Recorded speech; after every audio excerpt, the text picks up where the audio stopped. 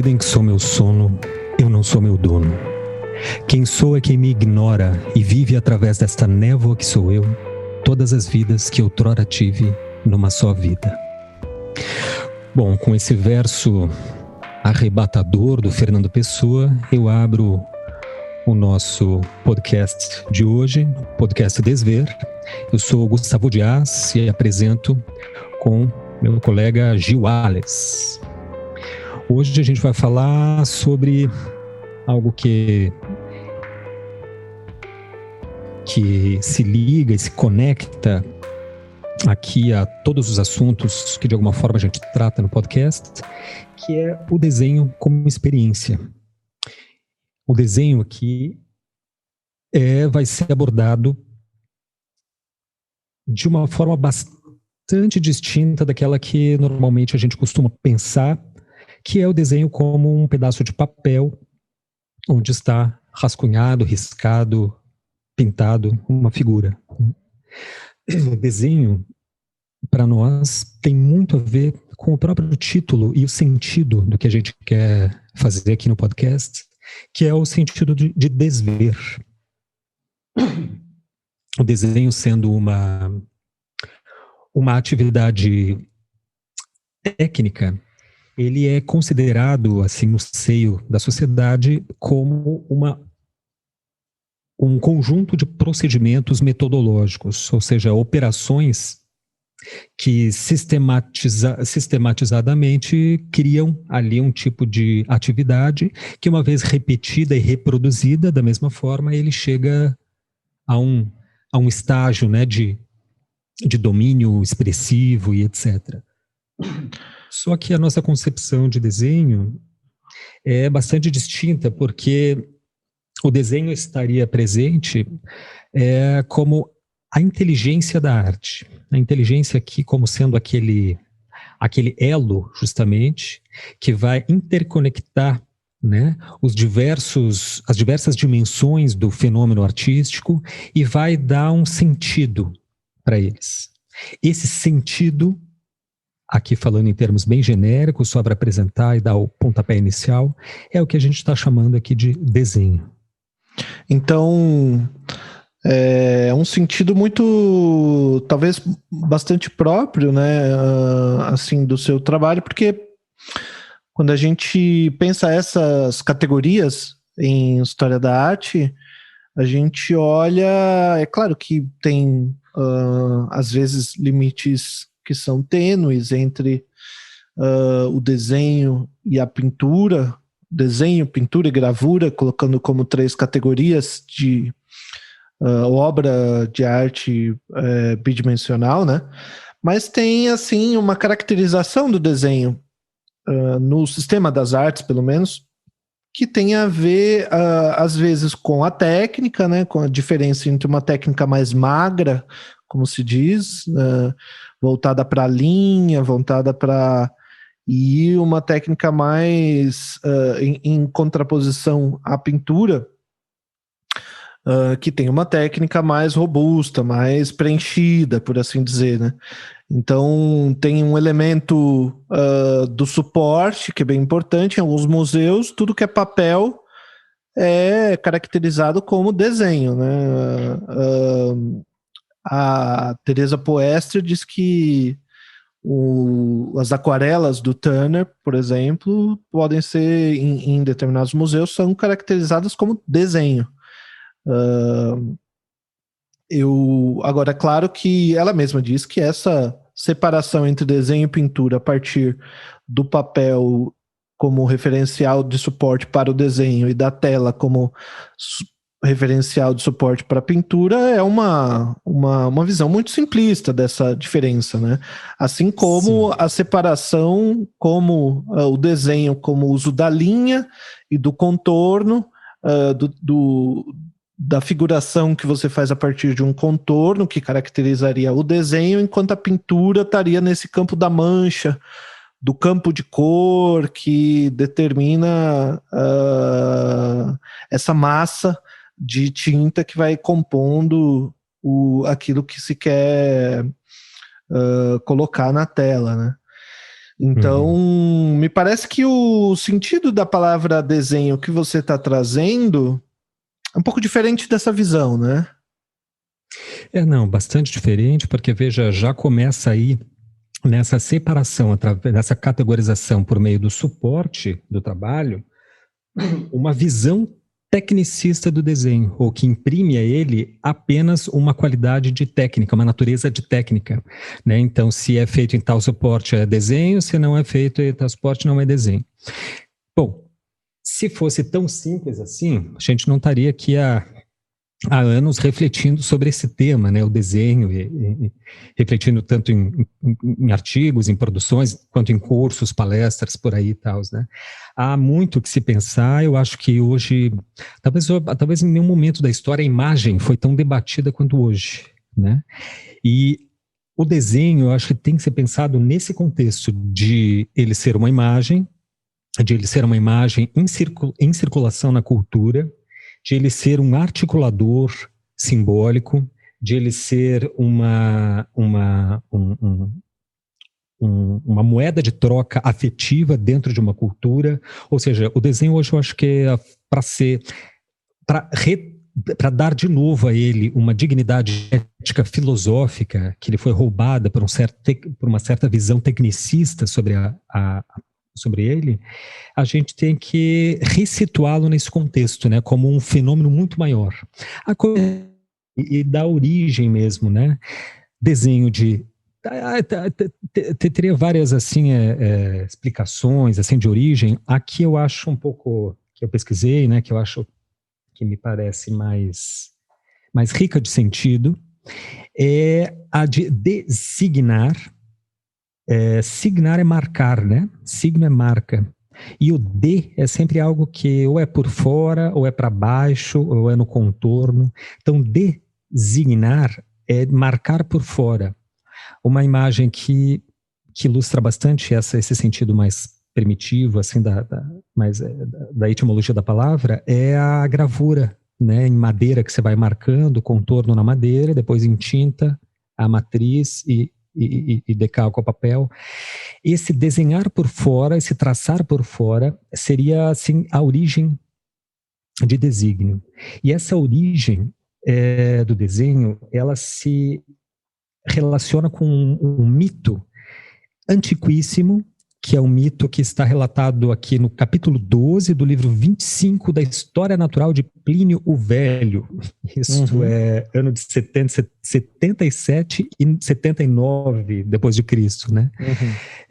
Que é onde Plínio ali, enfim, na sua famosa História Natural, né, nos seus milhares de páginas, ele tenta reunir todo o conhecimento disponível ali, e entre esses assuntos, ele coloca lá a origem mítica, assim, de vários, enfim, fenômenos, né? E um deles, a origem da pintura e da escultura.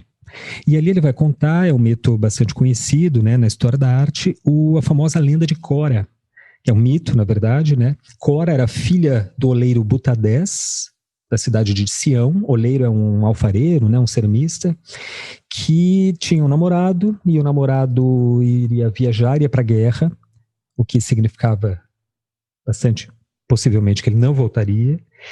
E o que ela faz é num gesto assim, apaixonado, ela vê o contorno dele, a sombra dele projetada numa parede, e pega um giz e risca essa sombra, né? Risca a silhueta, o contorno da silhueta da sombra do namorado, para ficar com aquela presença dele ali. Então ele vai para a guerra, enfim, a gente não sabe se ele volta, mas esse contorno que ela fez na parede serviu para o seu pai, Butadés, de molde, de matriz, para ele fazer um busto do genro.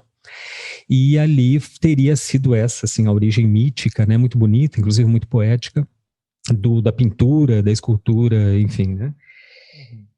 Ora, é muito significativo esse mito, e eu reivindico ele como uma origem do desenho, não apenas porque o gesto da Cora é justamente o de marcar por fora, ou seja, designar, né, marcar a linha do contorno da sombra, da silhueta do namorado, como essa história, ela introduz uma dimensão muito interessante para o desenho, que eu acho que é um pouco assim denota que já há uma dimensão de episteme para o desenho.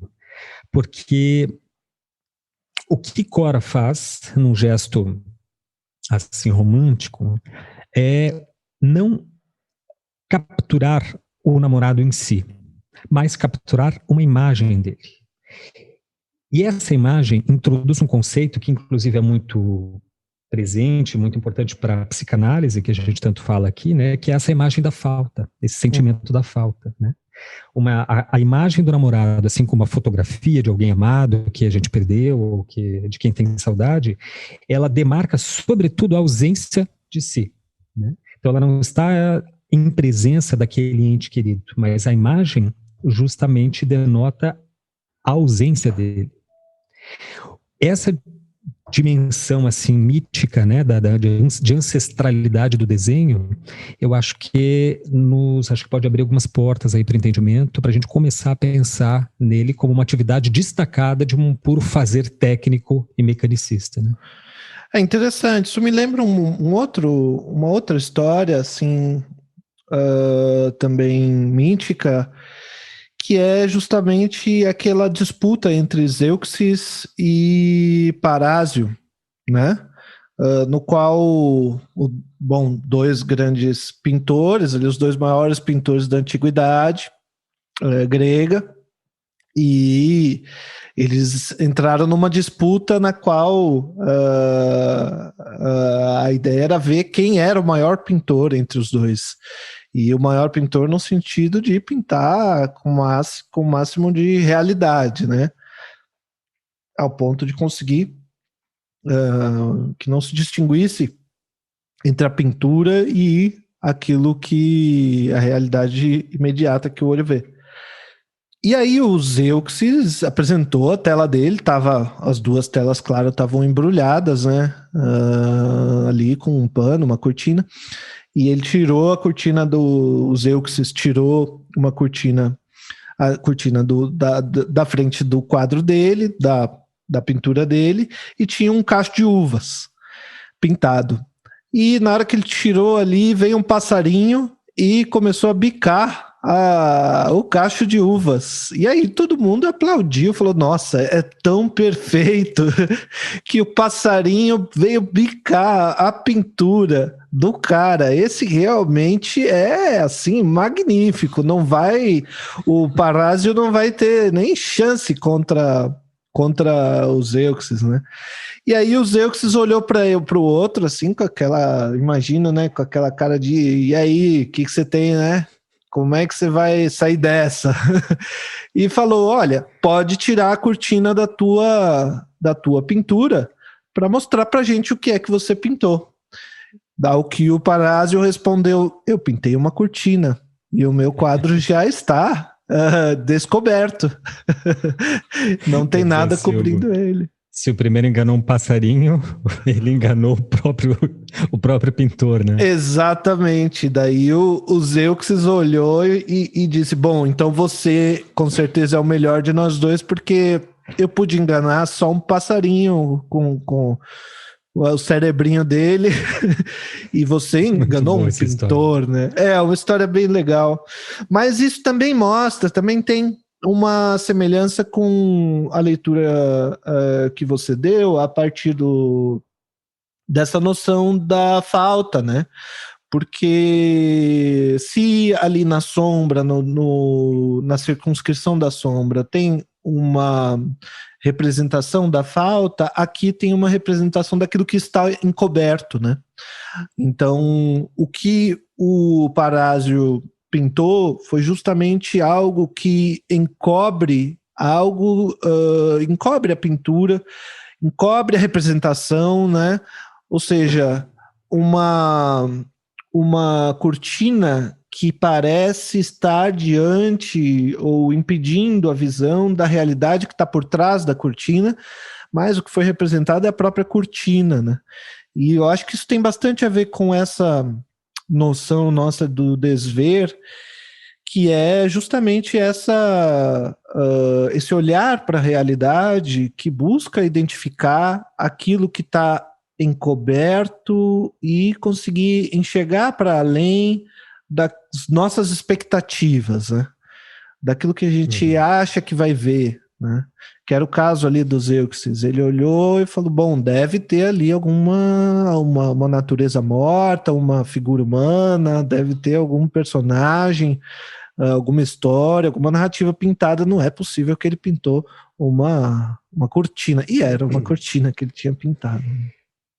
Olha, é muito curioso. Essa história é interessante, porque ela já coloca aí acho que já se descortina uma dimensão, com perdão do trocadilho, uma dimensão do desenho que também não é possível de ser incorporada, englobada pelo conceito da técnica, né? Que é o fato do desenho aí, no caso a imagem, né, aparecer como uma experiência. Eu disse inicialmente que o desenho tinha muito a ver com... O desenho como experiência tem a ver com o nosso sentido aqui do nosso podcast, Desver. Justamente por isso, acho que é por aí que ele se conecta. Eu comecei citando o verso do Pessoa, né? Tem vários versos do Pessoa que nos ensinam muito sobre muita coisa, mas especialmente sobre desenho.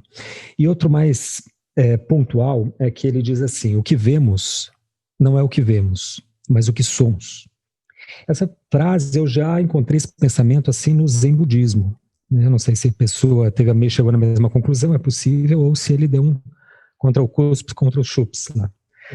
Mas o sentido dela é muito bom, né? Não vemos o que vemos, vemos o que somos. Quer dizer que o que a gente vê é um resultado do acúmulo de experiências que a gente teve ao longo da vida.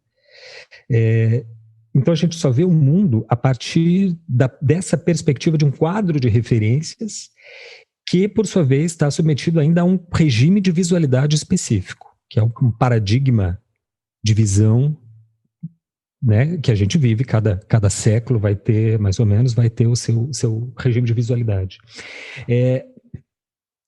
Esse quadro, esse enquadre referencial, ele não vai servir exatamente como um filtro no olhar, porque ele não pode ser separado da nossa experiência de ver. É como se a gente retirar esses filtros, seria como arrancar os próprios olhos, porque o filtro não está no olhar, o filtro é o próprio olhar. Esses filtros, ao mesmo tempo que condicionam a nossa experiência da visão, eles também oportunizam a nossa experiência da visão. A gente não enxerga senão através de experiências acumuladas. O que ilustra bastante isso é aquela história, a gente mencionou aí num podcast, né, rapidamente, que é a história das caravelas. No outro podcast, acho que é o segundo, eu citei a história que era mítica, né, a história que era mentira. Dá para citar aqui, para ilustrar esse conceito que eu estou colocando aqui, a história verdadeira. Sim. A história verdadeira das caravelas é o seguinte, ela fala da expedição de La Pérouse.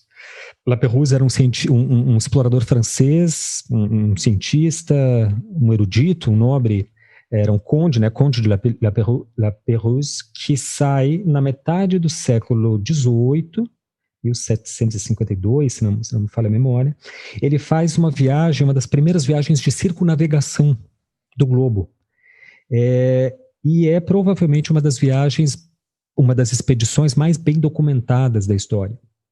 Então ele sai da França e faz um roteiro absolutamente inacreditável, que é que ele contorna as costas da África, vai em direção à América, passa pela costa brasileira, para em Florianópolis, ele tem uma carta, ele vai enviando cartas, né, remetendo cartas em cada ponto que ele para, e tem uma carta que ele está e descreve lá a Nossa Senhora do Desterro. Florianópolis ainda era uma província na época, né, e dali ele continua a viagem, segue contornando a Patagônia, o Chile, né, o sul da Patagônia, ele vai direto ao Alasca. E nessa viagem no Alasca, ele toma contato com um povo originário da América do Norte que ainda não tinha tido contato com o europeu, que era o povo Tlingit.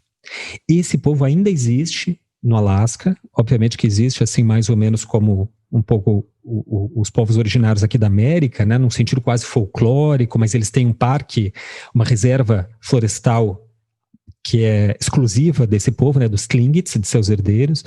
Mas, enfim, no século XVIII, esse povo, como vivia muito afastado, era o norte do Alasca, ele nunca tinha visto um homem branco nem uma caravela. E esse povo tinha os Tlingits tinham uma cosmogonia muito interessante, que tinha um deus central, deus principal, um formato de corvo. O nome do deus era Corvo, na língua deles mesmo, né? E ele tinha uma aparência assim de um corpo enorme de corvo, ou seja, um corpo preto e asas brancas. Essa era a figura assim imaginária que eles faziam desse deus, né? Que era o deus central para eles da sua cosmogonia lá.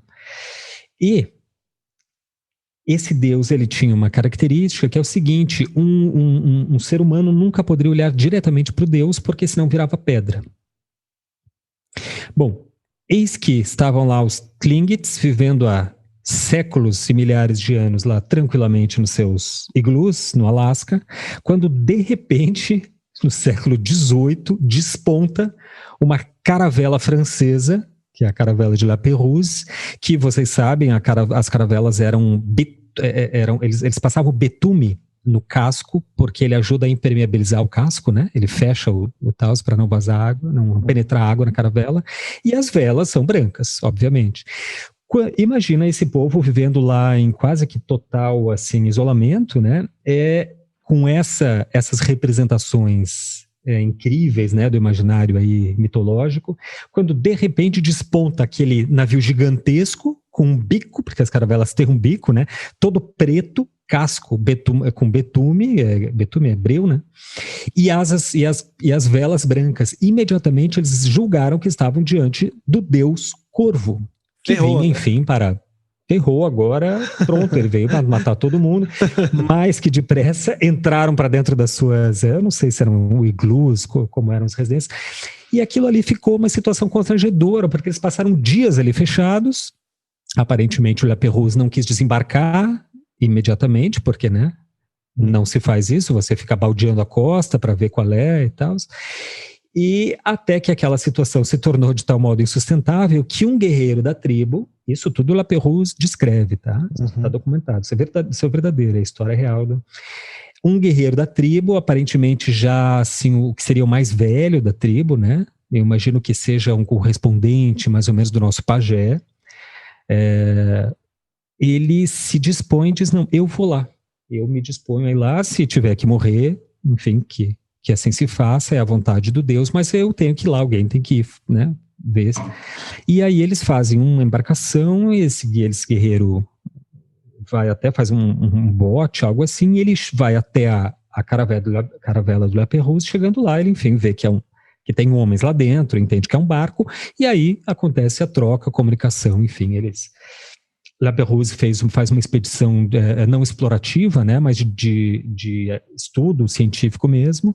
Então eles trocam mercadorias, o La Pérouse descreve ali o cotidiano e o que viu, né, dos povos, e segue em frente sem maiores problemas. Essa caravela, infelizmente, essa viagem de circunnavegação do La Pérouse, ela não termina. Ela do Alasca contorna e vai para a China, e ele afunda,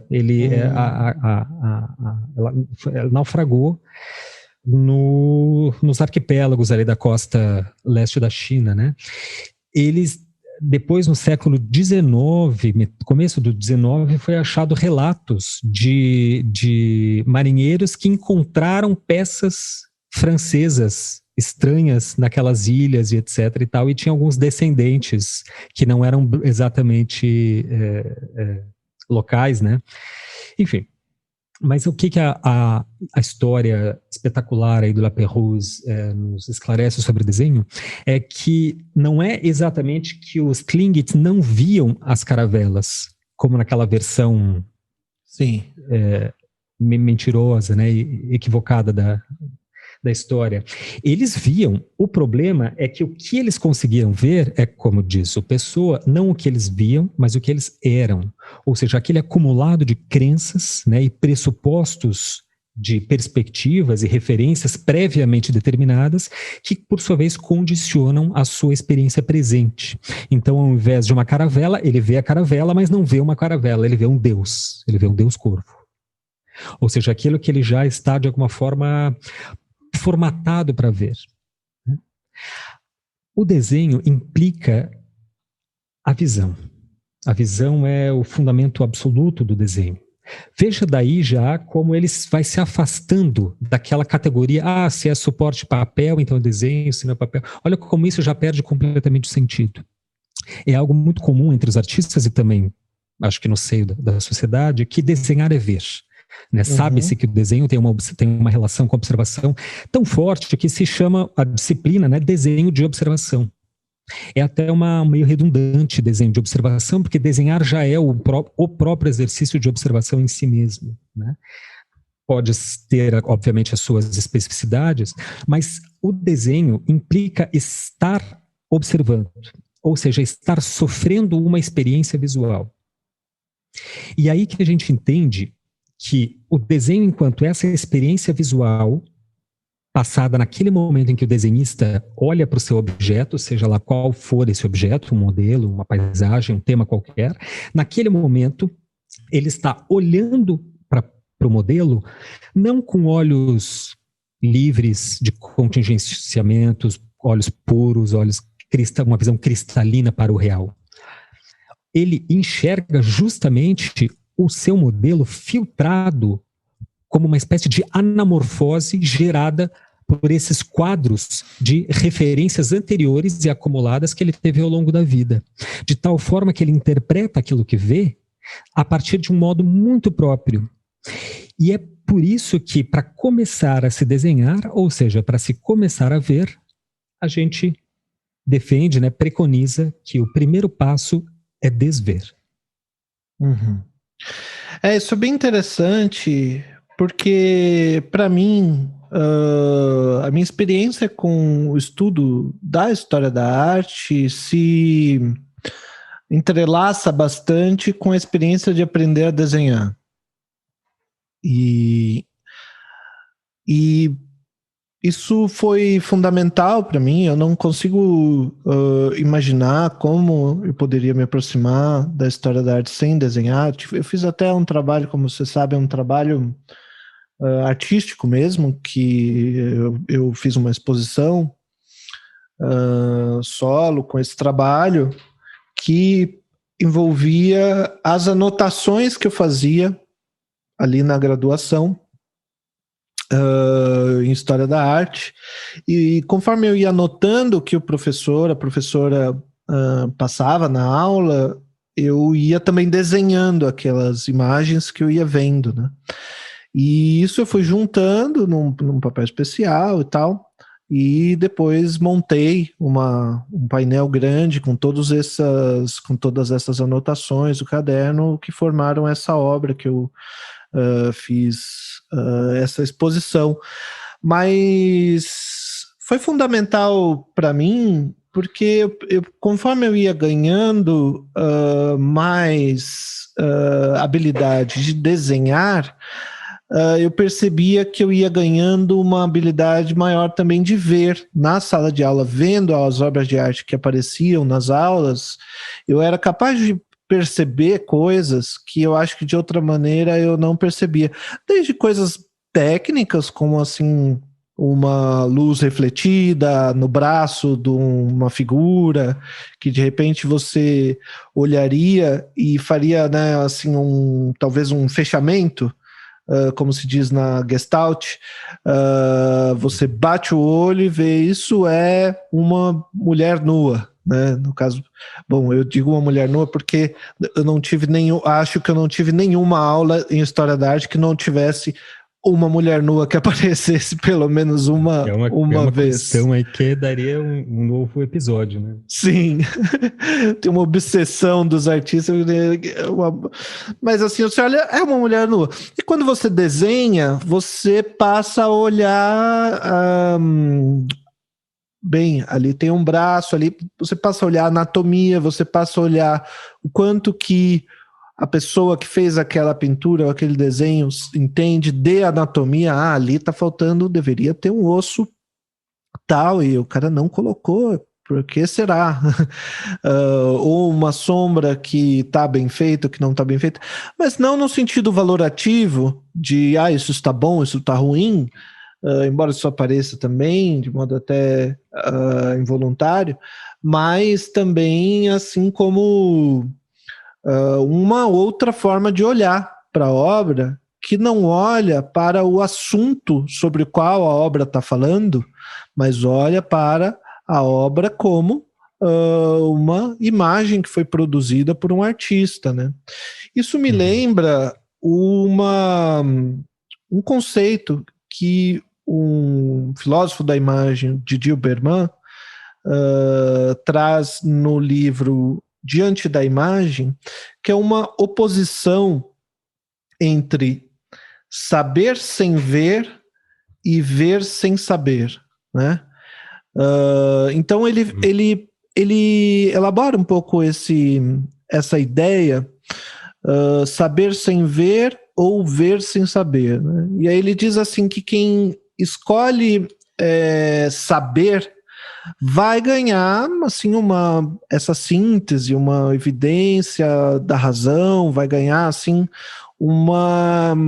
quem escolhe o saber ganha o saber, ganha aquilo que está percebendo talvez de antemão, né? Mas vai perder o real do objeto nesse fechamento simbólico do discurso, que reinventa o objeto à sua imagem através de uma representação. E do contrário, quem deseja ver, ou seja, olhar, perde um pouco essa unidade fechada, como eu estava falando ali do fechamento da Gestalt, para se encontrar numa abertura que é sempre desconfortável para assim, esse universo que ele diz que é um universo flutuante, porque está entregue aos sentidos da imagem. A imagem colocada não como uma representação, a gente pode até voltar ali para aquele sentido que a gente falou no primeiro episódio, o sentido de representação no Freud, Vorstellung, que são ideias, né? Imaginações, conceitos, tudo isso está nessa ideia que vem da filosofia para a obra do Freud, Vorstellung, e eu acho que o ponto dessa história do Didi Berman entre saber sem ver e ver sem saber é que muitas vezes a gente traz a representação antes da obra, e a gente traz como você contou no caso dos Klingits, né? Então eu já tenho na minha mente uma representação, uma ideia, uma figura, uma imagem, ela já está na minha cabeça antes de olhar. E que imagem é essa? É o Deus Corvo. Quando eu olho, eu projeto lá na imagem, pronto, tá lá, Deus Corvo, acabou.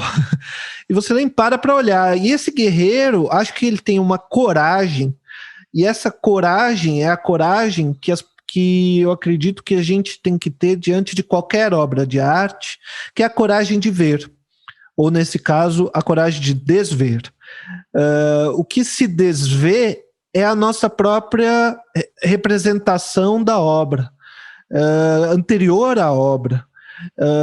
E o que se busca olhar justamente, com coragem como aquele guerreiro, é ver sem saber, né? Então, assim, antes de dizer, porque a gente tem, principalmente quando a gente começa a estudar um pouco história da arte, a gente tem uma mania de tentar fechar rápido, assim, o sentido daquilo, né? Você bate ali uma obra, numa obra do Magritte e fala, isso é surrealismo, acabou. Esse eu identifico, esse é o fulano. E isso foi no início do século XX e eles estavam... E acabou. E você nem olha para a obra. E é comum até em museu a gente ver aquela... é de cortar o coração.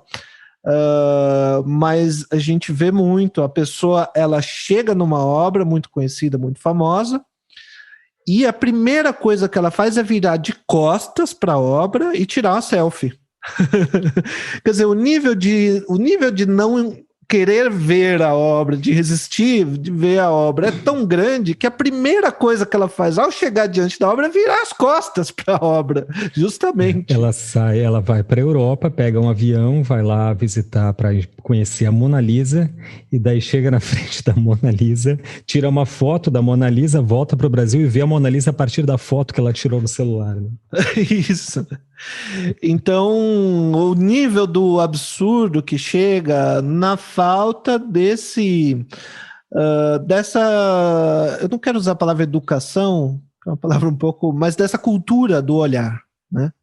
Essa cultura em relação à imagem. Que não é a cultura, porque quando a gente fala assim, cultura do olhar, cultura em relação à imagem, cultura da arte, as pessoas acham que é saber muito sobre, justamente o saber sem ver. As pessoas acreditam que cultura sobre arte é saber sem ver. Que eu sei tudo de surrealismo, conheço todos os artistas, sei o nome deles, sei a biografia de cada um, as pessoas se apegam muito à biografia, como se fosse algo assim que diz muito sobre a imagem, quando muitas vezes não diz nada sobre a imagem. Eu sei tudo, então, olha, eu não preciso nem ver aquilo ali, porque eu já sei, né? Que esse é exatamente o saber sem ver. Quando o que a gente chama aqui, falando sobre esse conceito do desver, de talvez uma cultura do desver, né? É justamente se desfazer desses saberes, se colocar nu diante da imagem e ter essa experiência com ela e se deixar atravessar por ela, né? Como um amigo nosso psicanalista, o Marco Leite, de Londrina, né, fez uma relação muito interessante com o desver, que ele catou lá em algum texto, né, que a gente escreveu, e daí fez uma relação com a escuta psicanalítica, né? Acho que, sim, essa relação ela é absolutamente necessária, e ela ultrapassa o sentido do desenhar em si, especialmente aquele sentido do desenhar em si que restringe a operação desenhística como uma ação técnica, né? Uma operação de procedimentos metodológicos, sistemáticos, que uma vez repetidas e dominados, você então tem uma técnica, você é um desenhista, você é um virtuoso, enfim, né? Nesse contexto mais amplo, mais abrangente que você coloca, Gil, o desver, ele se faz absolutamente necessário. O mesmo Didier Berman vai falar que a imagem não comunica, mas antes instaura o abismo. Uhum. Porque ela faz um pouco isso mesmo, né? O desver é necessário especialmente para o desenhista, mas também para qualquer pessoa que seja disposta a enxergar, né, os fenômenos da sua cultura, porque ela justamente nos obriga a lidar com aquilo que a gente já sabe do mundo antes de pegar o lápis, no caso do desenhista. Antes de pegar o lápis, ele já sabe uma sequência de coisas, já tem inúmeras referências acerca do seu modelo, que é o tal saber sem ver, né? E esse saber que é anterior, ele impede que uma nova informação, que a informação que o modelo está passando naquele momento, aconteça. Porque toda informação que o modelo vai passar é sempre única e inédita. Eu digo para os meus alunos que eu não sei qual é a próxima pose que eu vou montar com o modelo no próximo curso. Não sei, não faço a menor ideia. É chegando lá que eu vou ver. E aquela pose que sair nunca mais vai se repetir, porque não tem como se repetir. Uhum. O modo como eu coloquei o modelo naquele lugar, com aquela luz, aquela ambiência, jamais vai se repetir. Esse é o problema. É preciso olhar com olhos novos, né? E a gente olha com olhos velhos. E acaba apenas reproduzindo as identificações imaginárias que a gente vê da imagem. Aqui tem um ponto fundamental para a reflexão, acho que sobre o desver, que é assim, desenhar, ele se mostra aí tramado num complexo experiencial assim, difícil de desatar, porque ver, ao passo que você é condicionado por experiências anteriores, o ato de ver em si mesmo é outra experiência, que é isso que a gente está chamando de experiência visual, né? E que vai servir, portanto, de um certo elo de encadeamento entre as experiências anteriores que você teve, a experiência visual, que é o momento e o ato de ver enquanto desenha, ou enquanto desvê, e que vai produzir, formular em linguagem plástica, em linguagem gráfica, uma coisa que, por sua vez, vai se realizar como uma terceira experiência, um terceiro momento experiencial no olhar do espectador. Isso faz com que o desenho seja visto como um certo registro de um devir, né? Quer dizer, é uma marca que vem do passado, porque é condicionada por aquele quadro de referências experienciais que a gente tem, e projeta um futuro que irá se realizar no olhar, no espírito do observador, digamos assim, de forma poética, né? Essa dimensão assim ambígua, mas essencial do desenho, ela jamais é alcançada quando você pensa nele apenas como um procedimento metodológico, né? Para entender o desenho como experiência visual, é preciso entender que o desenho, ele atua ele demanda a criação de um espaço entre duas temporalidades. Um passado que nos condiciona a ver o que não está ali e um futuro que deriva da expectativa de mostrar o que estará para um espectador, né? Acho que essa é uma outra forma de se entender essa conceituação aí do Lieberman, né? E quando ele diz que uma obra, uma produção artística não comunica, mas antes disso ela instaura o abismo, é fácil de entender, porque se a gente for pensar a gente citei aí a Mona Lisa, né? A Mona Lisa foi criada num código que, por um sujeito, para outros sujeitos, dentro de um regime de visualidade que não existem mais. Nem o regime de visualidade, nem os sujeitos atuantes naquele regime, nem a linguagem que foi criada e nem o Da Vinci, né? O que nos resta é um registro daquele tempo que hoje é lido de diversas formas e cada década faz a sua própria leitura, né? Mas a Mona Lisa, tal qual Leonardo da Vinci quis pintar, essa se perdeu para sempre. Uhum. Essa forma essa abordagem em relação ao desenho e ao olhar, ela, para mim, tem uma relação muito próxima justamente com a ciência, porque a gente tem que... A ciência busca justamente você conseguir ver o fenômeno que está diante de você. E o grande problema em qualquer abordagem científica é você colocar o resultado que você espera na frente da experiência. A experiência aqui como experiência científica, né, como teste. Você pode formular uma hipótese anteriormente, né, mas a hipótese pode ser negada, né?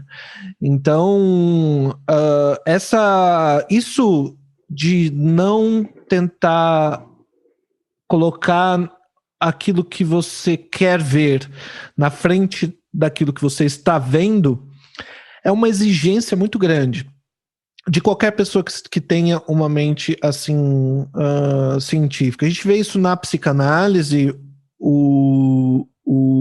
O Freud dizia que cada caso precisa ser visto como se fosse único, porque é único, como cada sujeito é um sujeito singular, absolutamente singular. Então, por isso, devemos olhar para o sujeito na análise como se não soubéssemos nada da teoria. Na antropologia também há essa discussão muito grande sobre, quando o antropólogo chega diante de um povo indígena que ele não conhece, ele precisa, tem um limite do quanto isso é possível, mas ele precisa ser capaz de não colocar nele representações que são da sua forma de ver o mundo. Porque para você ver o mundo a partir do olhar do outro, você precisa se desfazer da sua forma de pensar, da sua forma de ver o mundo, da sua forma de representar. Isso também, eu acho que tem uma ligação muito grande com a hermenêutica, né? A gente tem ali, né, com autores começando pelo Schleiermacher, Dilthey, Heidegger, chegando até Gadamer, a gente tem na hermenêutica uma ciência da interpretação, né, na qual tem o que eles chamam de círculo hermenêutico. E o ponto é o seguinte, você não tem como entender o todo e cada uma das partes ao mesmo tempo. Então, tem esse círculo onde, antes de começar a ler uma obra, eu já tenho, geralmente, uma noção do todo. Que, claro, como você não leu nada, ela provavelmente está errada. Mas você tem uma expectativa, alguém te comentou que o livro é bom, alguém te falou alguma coisa, você leu talvez o título e viu a capa, né? E já tem ali alguma compreensão do todo. E aí você começa a ler, e quanto mais você lê, cada linha que você lê, você vai reformulando a tua ideia do todo. E cada vez que você reformula a tua ideia do todo, isso te informa sobre a leitura da próxima linha, do próximo parágrafo, do próximo capítulo, e assim você vai nesse círculo hermenêutico, você vai construindo a interpretação da obra, né? Também parece que pode ter, Gustavo, tô fazendo um paralelo disso com essa nossa noção do desver, que é essa de talvez seja pedir demais que a gente não tenha nenhuma representação, nenhum preconceito, e essa é a palavra exata que se usa na hermenêutica, preconceito. Talvez seja impossível, e o pessoal da hermenêutica diz isso, né? É impossível não ter nenhum preconceito ao começar a interpretar, mas é fundamental que você seja capaz de se desfazer desses preconceitos conforme você chega diante da obra e conforme você começa a interpretar a obra, né? Sim. Justamente o exercício do desenhar que a gente aqui preconiza é essa permanente rearticulação do olhar, ou seja, essa desconstrução sistemática de estereótipos, de preconceitos, né, de tipificações, sejam visuais, né, figurais, imagéticas, sejam de concepções ou preconcepções, né, preconceitos, e o desenho, então, nesse sentido, ele sai de uma esfera eminentemente material, vai para além dos materiais expressivos, recoloca a técnica como um intermediário e meio, né, entre todas essas sínteses, né, que a gente citei anteriormente, são um complexo de sínteses que são produzidas, né? O primeiro, se a gente pensar na operação mais prosaica do desenho, o desenhista, o seu modelo e o papel. Uhum. Então, essa triangulação, né, que é a triangulação clássica, onde se entende, digamos assim, moderna, né? A forma não pós-moderna ainda que a tradição ainda considera, assim como... Existe o estímulo óptico, né, que a luz que bateu no objeto entrou na retina do desenhista, ali tem um componente físico mesmo, sensorial, que é fisiológico, e um componente outro que é de percepção. Uhum. Isso daí, essa primeira dedução que ele faz, a partir do que ele vê, já é, assim, para utilizar um termo pesado, aqui sujo dessas referências anteriores, né? Já é maculado por esse quadro referencial, né? Aí, o desenhista vai justamente ser aquele que consegue, ao máximo, desaparelhar sua visão para receber esse estímulo e tentar recriar, dar uma nova interpretação naquele momento para aquele modelo, para aquele objeto, né? Seja qual objeto for. Nisso, ele vai operar uma segunda síntese, que é a síntese visual. É aí, de fato, que está o desenho em toda a sua complexidade, em toda a sua extensão, que é nessa síntese que se dá no olho do desenhista. Uhum. Isso é o desenho, essa operação que ele faz é o desenho. Depois, é o mais fácil, é pegar essa síntese visual que está na cabeça do desenhista e expressá-la materialmente, ou seja, fazer então uma síntese plástica dessa imagem que ele já tem no olhar. Daí se conclui que quem desenha é o olho, não é a mão. A mão simplesmente expressou o que o olhar já tinha desenhado, porque se não tiver desenhado no olhar, se o desenhista não fizer a síntese visual, se ele não for capaz de imaginar aquilo que desenha antes de registrar no papel, ele não consegue fazer o registro. né? Sim, dando um exemplo, porque parece que a gente está falando de filosofia, estamos falando aqui de umas coisas muito... Também, uma né? dimensão, claro, mas a gente está, né? Mas é engraçado como pode parecer que a gente não está falando de algo muito prático. E para mim, na nossa experiência de desenhar junto, eu sei o quanto que isso é algo absolutamente prático no aprendizado de desenhar. E eu acho que um exemplo bom é assim, a gente, quando pensa no olho, a gente diz para uma pessoa, desenha um olho, ela vai fazer um arco em cima, né, a parte de cima do olho, ela faz uma linha ali em cima, ela faz uma linha embaixo, um outro arco, e faz uma bolinha no meio, escura. Talvez se a pessoa for tiver um desenho um pouco mais sofisticado, tô falando de uma pessoa que não foi treinada para desenhar, justamente, né? Talvez se ela tiver um pouco mais, uma perspicácia ali, ela coloque essa bolinha no meio vazada, com uma outra bolinha dentro, fazendo ali a íris, e faça uns risquinhos na parte de cima, fazendo cílios, assim mais ou menos que a gente desaprende a desenhar na escola quando criança, né? E isso não é um olho, isso é uma representação que você tem, simbólica, do que deveria ser um olho desenhado.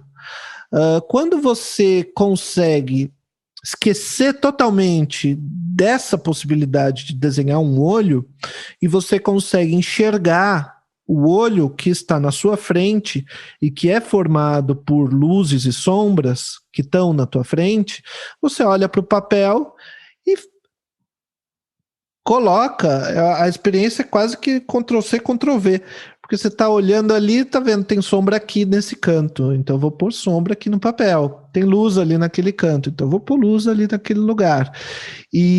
Mas esse exercício, parece, do jeito que eu falo, parece fácil, mas é muito difícil. É muito difícil, e é por isso mesmo que o desenho é sempre colocado na caixinha da técnica, é sempre considerado como técnica, porque ele só se mostra na sua forma objetiva. Ou seja, você só vê o produto do desenho, de toda essa imensa operação de articulação experiencial, de desconstrução do olhar, que a gente mencionou até agora. Você só vê o produto plástico, material, que é um pedaço de papel com traços de carvão, de grafite, enfim, ou a ação desenhística, que é mostrada como uma de uma forma física, né, como uma operação física do artista diante do seu cavalete, tem todo aquele gestual, quase um ritual, né, que a tradição imprime ali do artista diante do cavalete com seus procedimentos de trabalho. Só que o desenho está realmente se operando em nenhum desses lugares, nem no modelo que é filmado, nem no artista que está ali naquele ritual, naquela dança diante da tela, muito menos na tela, no papel que ele está desenhando. O desenho está se processando no olhar desse desenhista. Então, a sua natureza, de fato, não aparece objetivamente, né? Não aparece no plano físico. A gente vê algumas manifestações de algo assim que remete a essa dignidade filosófica, né, a que a gente quer atribuir ao desenho, essa dignidade poética que ele foi retirada, que foi negada ao desenho, especialmente na contemporaneidade, né, quando ele é retirado da academia, justamente por ser apenas uma técnica, apenas procedimentos sistemáticos que repetidos, ou seja, algo que nas academias brasileiras hoje é taxado como um academicismo, um classicismo démodé, uma coisa ultrapassada, né? Justamente porque não lhe foi negada esse tributo poético, né? Essa dignidade filosófica que pode fazer do desenho vasto campo de experimentações, de desconstrução do olhar, né? Inclusive de desarticulação de algo que o William Flusser tem chamado de idolatria das imagens, né? Ou chamava, perdão. Que a gente tem um colega, né, um ex-aluno, que é o Vitor Matisse, está fazendo uma pesquisa na PUC justamente sobre isso, ligando o desver como uma atitude diante da forma, atitude diante do mundo, capaz de ressacralizar, ou seja, tirar a imagem dessa banalização que o mundo contemporâneo colocou, né, como que faz da gente assim idólatras de imagens. Porque cada vez mais a nossa mediação se dá somente com imagens, né, e cada vez menos com interações reais, etc. É interessante essa pesquisa dele, que ainda está em curso aí, só para citar ele e lembrar. Sim, essa noção de imagem como, claro que essa noção de imagem como idolatria vai remeter a gente a toda a história da arte inteira, a discussão de iconoclastia, iconofilia, mas como... Da outro podcast a gente já está encerrando aqui esse episódio, né? Mas me lembra, claro, acho que como ponto central nessa conversa, a teologia do João Damasceno, que foi a gente não estuda história da arte sem ver a teologia do João Damasceno, que coloca justamente um ponto de inflexão muito importante nessa noção de idolatria das imagens, que é essa noção de que a imagem ela pode representar algo que ela não é.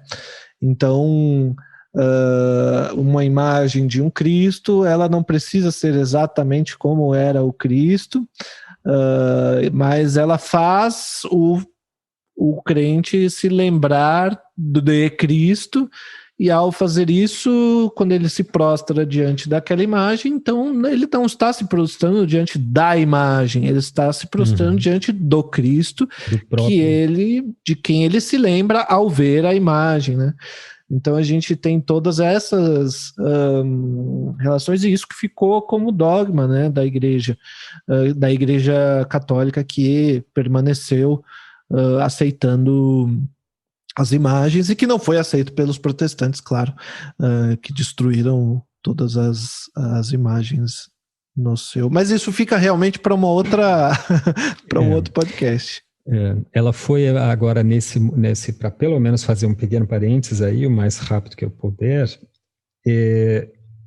justamente no momento em que o catolicismo deu vazão, acho que no momento máximo em que ele deu vazão para a retórica das imagens, né, onde a figuração entrou como justamente inclusive um instrumento de política cultural, né, que é os períodos da Renascença e a sua consequente reação à Contra-Reforma, que é o período barroco.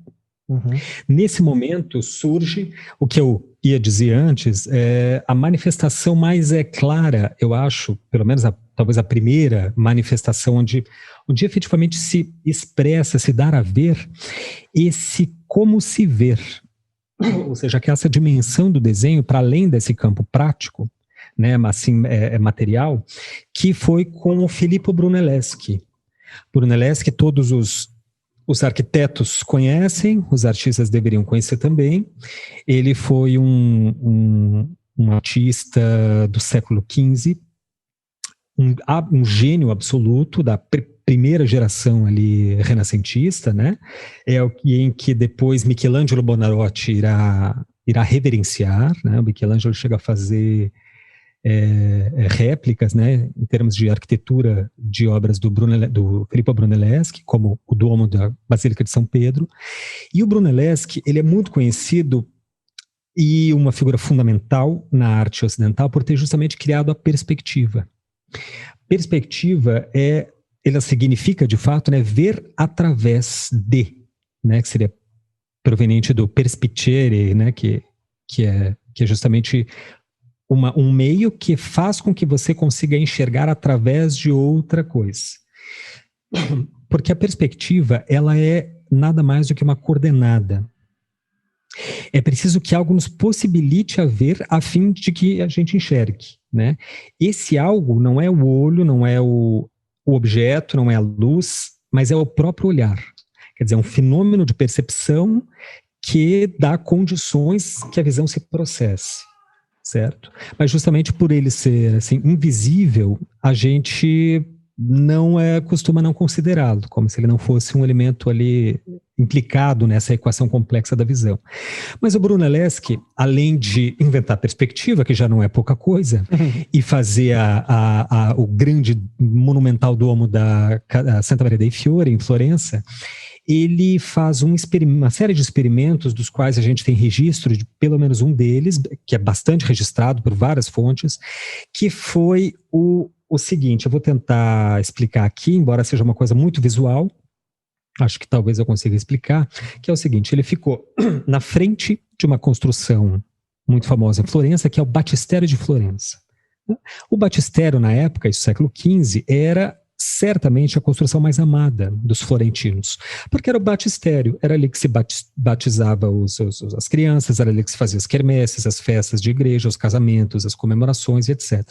E as guildas, na época, faziam questão de ser assim, de disputar quem é que doava mais, quem é que doava mais obras de arte para embelezar o batistério, quem pagava mais escultores para deixar mais monumental, etc. Então ele era uma construção muito querida pelos florentinos e ela em si mesma é uma obra de arte monumental, né? O Brunelleschi se coloca na frente do batistério, ou seja, isso quer dizer que ele estava na frente de Santa Maria dei Fiori. Nessa época ainda não havia o tondo, que foi o domo que ele constrói, e desenha o batistério. Veja, isso é metade do século XV. O desenho aí estava assim engatinhando, não existia aquele desenho renascentista, né, aquela expressão mais popular, ou até pop, da Renascença que a gente conhece, como Da Vinci, Rafael, Michelangelo, mas ainda o desenho estava nos seus primórdios, justamente porque a perspectiva não existia, porque Brunelleschi estava criando a perspectiva nesse momento. Um dos exercícios para criá-la foi esse, onde ele, diante do Batistério de Florença, desenha o Batistério de Florença. Consta, segundo esses relatos, que o desenho, a representação que ele faz é tão perfeita que assusta os seus contemporâneos. Para a gente ter uma ideia, é mais ou menos como para nós, eu acho que seria uma holografia. Essa experiência da holografia, né, nos dá uma dimensão assim, quase que sobrenatural, né, sobre-humana. Eu imagino que esse teria sido um certo impacto que esse experimento do Brunelleschi causou nos seus contemporâneos florentinos. Porque o que ele faz é não apenas representar o batistério segundo coordenadas matemáticas, né, uma convenção de constantes matemáticas, que depois vai ser chamada de perspectiva, mas ele faz com requintes, como por exemplo, onde é o céu, em vez de ele pintar de azul ou desenhar e tal, ele cola prata polida, de modo que quando você vê o desenho, obviamente a pintura, obviamente você vai ver durante o dia, na época não tinha, né, iluminação elétrica, então o sol bate na prata polida e reflete o estado real do dia. Então, se é um dia iluminado, o painel do Brunelleschi apareceria assim, o batistério sob o sol, se é um dia nublado ele apareceria sob as nuvens, enfim. Ele cria então, só que tem um detalhe que muda tudo que está em jogo. O experimento, por isso que era um experimento, né, não apenas uma pintura, não funcionava apenas para você enxergar, olhar para ela como um desenho, uma pintura normal. Ele fez um buraco, um furo literalmente nesse painel, provavelmente era um painel de madeira, ele escarva um orifício no centro, que é justamente no ponto de fuga das linhas em perspectiva. Na época não tinham esses nomes, né, porque foi o próprio Brunelleschi que deu esses nomes através desses experimentos, mas ele liga todas as linhas da imagem e vê que elas coincidem num ponto. É o que hoje qualquer desenhista, né, que conhece perspectiva, obviamente, vai saber o que é ponto de fuga e linha do horizonte, etc. Aí, qual era o sentido do experimento? Em vez de ele dar a tela com a imagem voltada para o espectador, ele entregava para o voluntário da experiência a tela de costas, mostrava o verso da imagem, onde ele só via aquele buraco, né? E olhando através desse buraco, o participante ali da experiência era dado para ele também um espelho aonde ele enxergava a parte da frente da tela. Então, ele olhava a tela pelo verso, olhava pelo buraquinho, certo? Ele não estava vendo a imagem, mas segurava na outra mão um espelho, e nesse espelho voltado para a tela, certo? Que estava na frente dele, ele via através daquele buraquinho, via a imagem da tela no espelho. Uhum. Então ele enxergava a obra a produção do Brunelleschi não diretamente, mas mediado pela imagem do espelho. Ele faz isso porque ele quer reencontrar o lugar exato onde ele foi produzido, para que, uma vez riscando e prolongando as linhas do horizonte, a imagem coincida exatamente com o batistério real.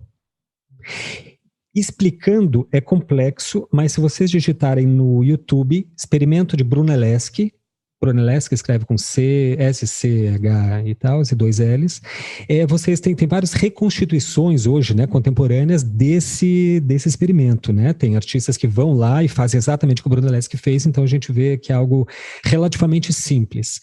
Só que ele tinha um porém.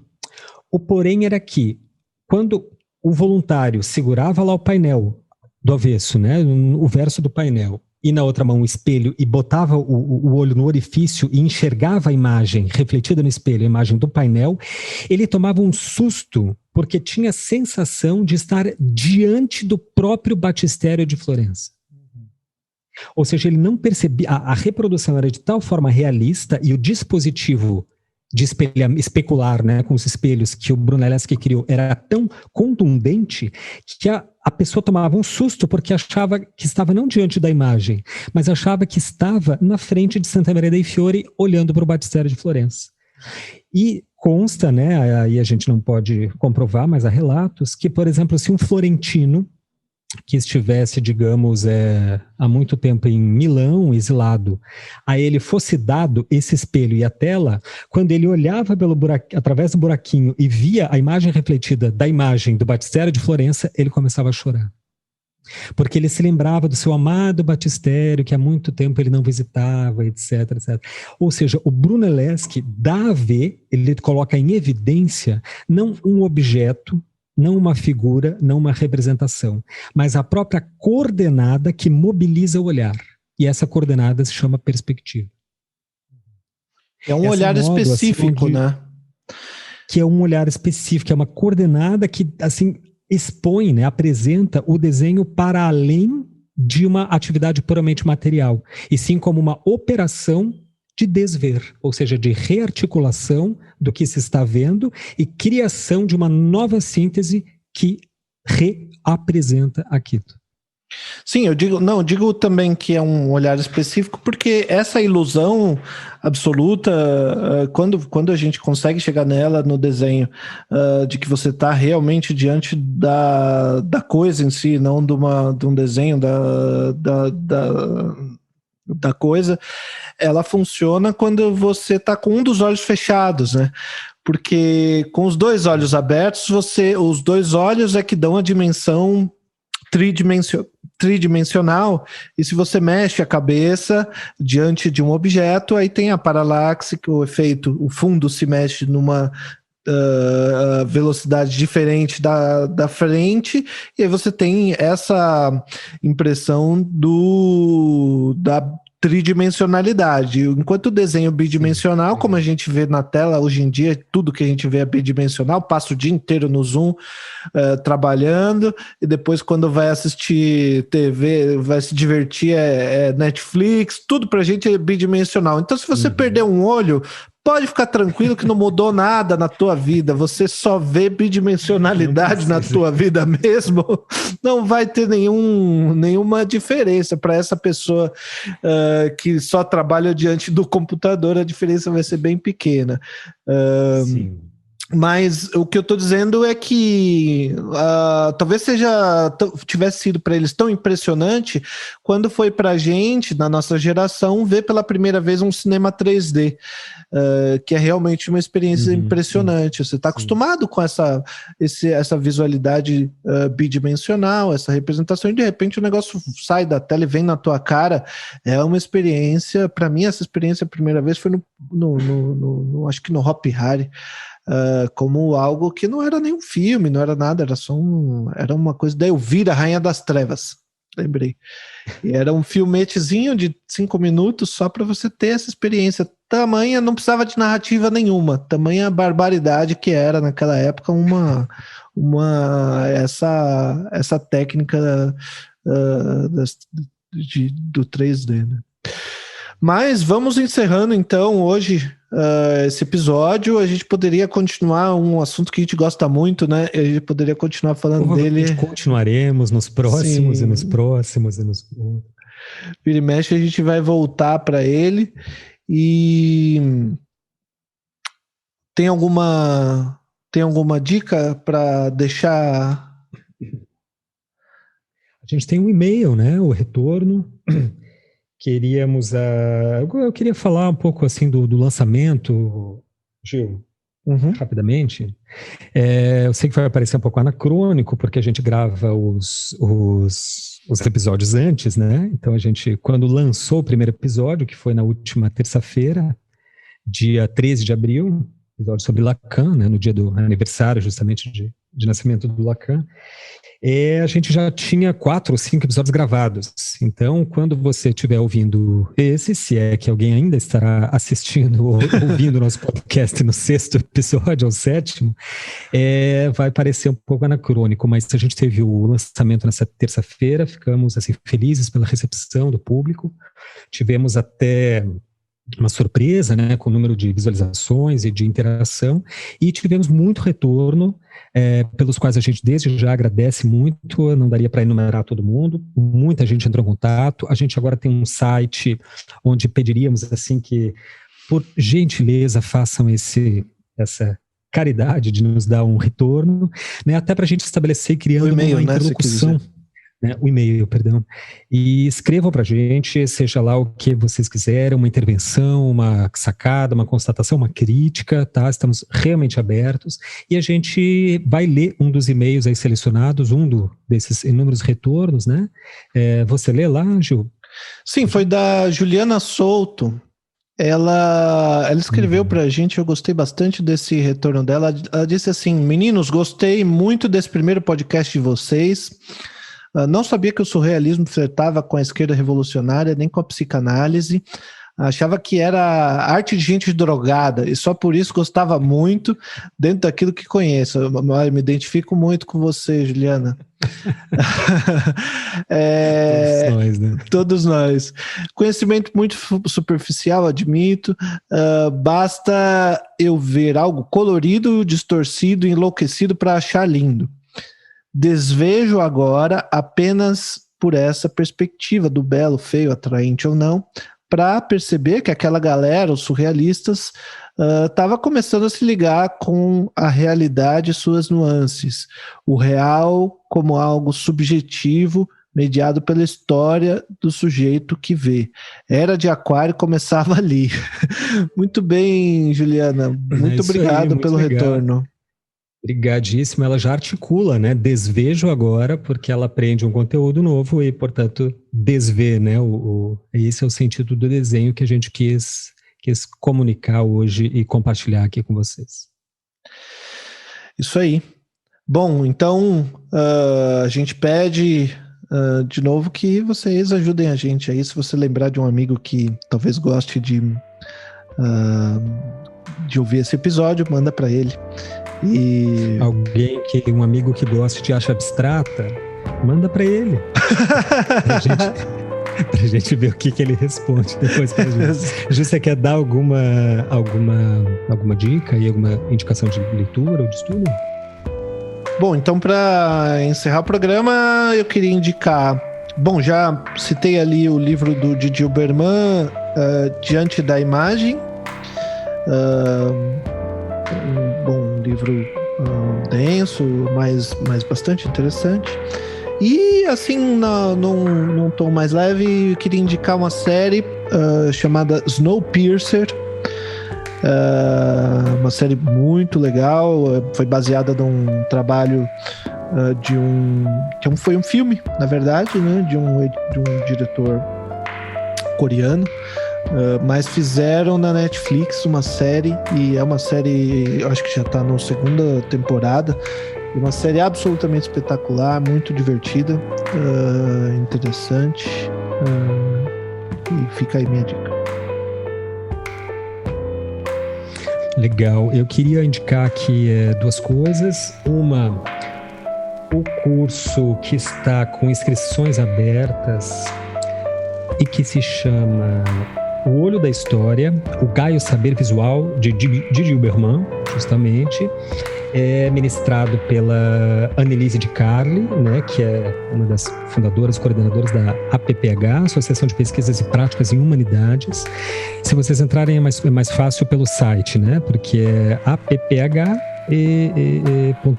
eu acho. Deixa eu ver se é isso mesmo.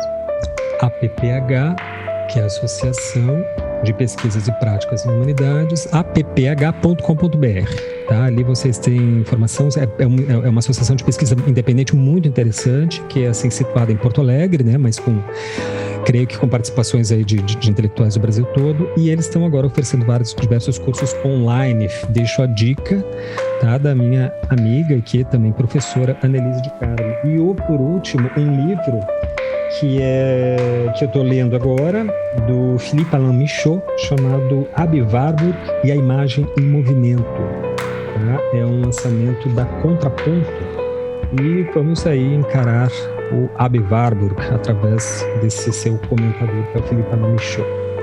É isso aí.